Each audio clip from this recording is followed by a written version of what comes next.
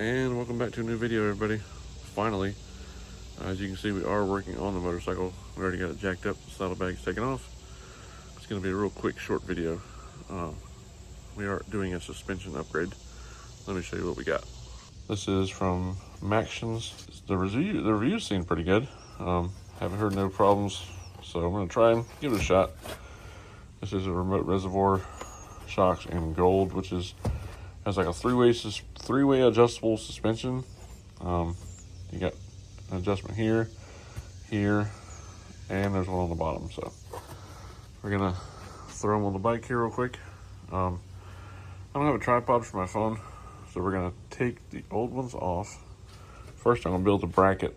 I'm gonna put these brackets together with these little gold clamps. When I get those done, I'll come back and show you that, and then we'll take one side off, and I'll put the other side on. I'll put one side on and show you how I did that. So, got the two brackets put together, which is super easy, just 4 bolts. You gotta put the little adapter plate on there, and then put your clamp bolt that tightens it down on the reservoirs. This one here, you do not lock tight just yet until you get it on the bike and kind of position the reservoirs where you want them. But of course, it goes without saying to lock tight everything else. These bolts and these bolts, pretty much, I put some blue Loctite on everything. So we're gonna go over here to the bike and I'll show you where these go. So you pick out whichever bracket you want on this side. It's gonna go right there where those 2 bolts are at. You'll take those out, which is T40 and T45. And it comes with new spacers and some new bolts. So you'll pull these out, and then I'll put the bracket on here with those spacers. The short spacer is gonna go up here. The longer one will go back here. And then I'll come back and show you what that looks like. And all right, we got the bracket on there. I decided to put the clamp bolt to the outside on both sides. I'm gonna face it this way on this one. On the left, I'll face it the other way. Got the hardware in there. They give you some nice stainless steel hardware. The spacers space it off nicely. You can see that nice little gap in there. I can still reach the clamp for the hardware on the tour packs. That should work perfectly. So now we're gonna swap out the shock on this side, which I don't have. I forgot to bring my standard stuff, but a 19 socket will fit this right here and the bottom. So, and you will reuse the stock hardware on the shock. All right, I wanted to try and show you this before I put it on the bike, but you got a sleeve spacer, and then those thick spacers will go behind, in between right where the bolt goes through and the frame, and the sleeve spacer will go in that hole. So that's what those spacers are for. And like I said, use the stock hardware and some Loctite. You got the reservoir mounted up, snugged up. We put Loctite on that one. We got the shock mounted to the frame. You can see the spacer in there, right there. It goes behind it, and like I said, that sleeve goes on the bolt. You got down there, same way, tightened up, Loctited. That looks pretty awesome. So now we're gonna go do the other side, and I'll just come back and show you the finished product. But that's gonna look stinking awesome. So, and all right, guys, that's what we ended up with. It almost looks good without saddlebags. That looks awesome.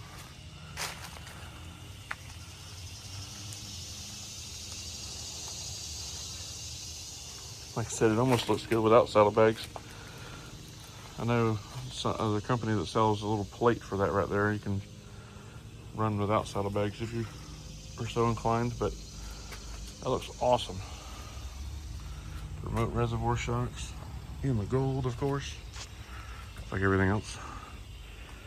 I'm gonna go ahead and put the saddlebags back on here real quick. I did look up on how to adjust these, how to set them. I will link a very good video that I found, because I'm not a professional and I don't feel like risking me telling you how to do it and getting it wrong. So there's a video up here, or it'll be linked down below, of a very good video that I watched of how they set up Olin suspension, because this is very close, almost a clone to Olin suspension. So it tells you how to set the canisters here on the back, your adjustment on the bottom down there, and the adjustment right there. So like I said, I will leave the link to that down below.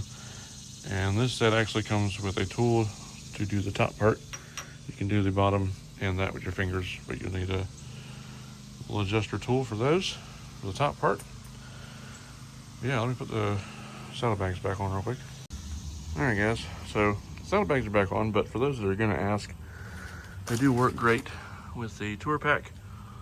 You can see you got plenty of room underneath there to mount your tour pack, and you can still get to the latch on both sides. So yeah, that's with the tour pack.